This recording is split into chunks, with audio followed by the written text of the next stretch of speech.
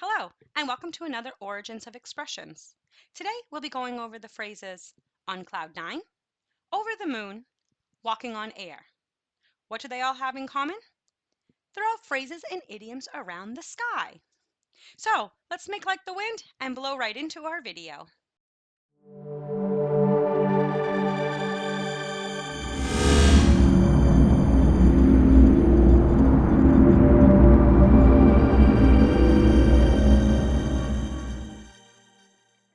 The word sky is an Old Norse word meaning cloud. Much of our history and folklore comes from gazing upon the sky, whether it was looking at the clouds during the day or gazing at the stars and constellations at night. These are all things that make us happy. Since the sky was there for anyone to see, it was an easy subject to turn into idioms and phrases that everyone would understand. So today, we look up towards the sky for our three idioms. Let's go ahead and gaze upon our first phrase. On cloud nine.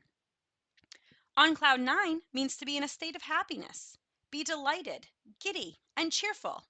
Woo! Look at her on cloud nine. Okay, so maybe you're asking yourself, why cloud nine? Why not cloud four or even cloud one? Why nine? The story begins with Sir Ralph Abercrombie, who became fascinated by meteorology when serving in the British Army. He was forced to retire early from the Army due to poor health, but he was wealthy enough to pursue his own research projects into meteorology. In his most ambitious study, he traveled the world, taking pictures of clouds using color photography, a new technology for that time. After much time studying clouds, he discovered a different style of cloud that was not one of the 8 that had been cataloged before and was higher in the sky than any other. After meetings and debates, in September 1896, cumulonimbus, the greatest cloud in the world, was listed as cloud 9 in a new cloud classification. And so, to be on cloud 9 became like floating on the tallest cloud on earth. The first written history where on cloud nine was used to express joy was in the Denton Record Chronicle, May 1949.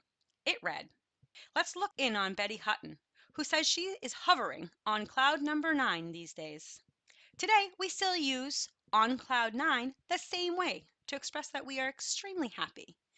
An example sentence is, "I bought my son a remote control car and he was on cloud 9 with excitement when he saw it." Now that we've investigated that idiom, let's jump over to our next one. Over the moon. Over the moon is an old saying and means to be very happy and delighted. That good news made him very happy. He is over the moon. The phrase originated in Ireland, where it was used in the modern meaning that we still use today.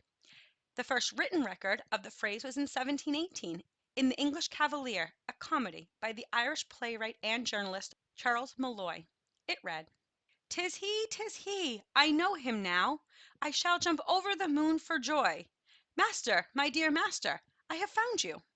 However, this saying did not become popular till it was used in Mother Goose's Melody, a collection of the most celebrated songs and lullabies of the old British nurses, intended to amuse children and to excite them to sleep. It was first published in 1780. The rhyme is called "Hi diddle diddle," and changed as time went on to "Hey diddle diddle." It reads, "Hi diddle diddle, the cat and the fiddle, the cow jumped over the moon. The little dog laughed to see such a craft, and the dish ran away with the spoon." This phrase is used to express that the cow was so happy he jumped over the moon. We still use the phrase the same way today to express joy. An example sentence is, "Stacy was over the moon when Tim proposed to her." Let's give them some time to come down as we move on. Ooh, fun fact. Did you know that the stars in the night sky can tell you how hot they are by their color? Yep, that's right. But it's not what you might think. Red stars are the coolest stars, and blue stars are the hottest stars. Let me explain. We are accustomed to referring to things that are red as hot and those that are blue as cold. It is not entirely unreasonable since a red glowing fire poker is hot, and ice, especially in glaciers and polar regions, can have a bluish cast. But we say that only because our everyday experience is limited. In fact, heated objects change color as their temperatures change. The red represents the lowest temperature at which a heated object can glow in visible light. As it gets hotter, the color changes to white and eventually to blue. So the red stars you see in the sky are the coolest, and the blue stars are the hottest. Let's make our way to our last idiom of this video. Walking on air. Walking on air means to be very happy, elated, with joy. Ever since he got that promotion, he's been walking on air. This phrase has been around since 1800s. Many people feel that it came about due to it being the opposite of feeling depressed. When someone is depressed, they are often compared to feeling down. So if you're happy, you're walking on air. Some scholars believe that it might be associated to the word elated. It is a synonym for happy. It comes from the Latin word that means to be lifted up or carried away. The first written record was in 1820 in John Keats' poem Isabella. It reads, "Parting they seemed to tread upon air, twin roses by the zephyr blown apart, only to meet again more close." The theory behind it is that if you are really happy, you often feel like you are high in the air or floating.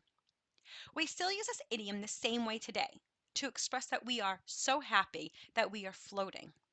An example sentence is, John was feeling like he was walking on air after hearing the news of his passing grade on the exam. Let's move on while we let him enjoy his hard work and that great grade he got. Well, that's the information that I have for you today. I hope you enjoyed learning about where our idioms and phrases come from. If you did, I would love to have you subscribe to the channel. It would put me over the moon if you did subscribe. Oh yeah, before you go, do you know any idioms or phrases around the sky? Maybe you know other idioms or phrases on an entirely different subject. I would love to see them. Leave them in the comments below. And if I use one of the phrases, I'll give you a shout out. Thank you again for watching and subscribing. I really appreciate your support. Until next time, bye.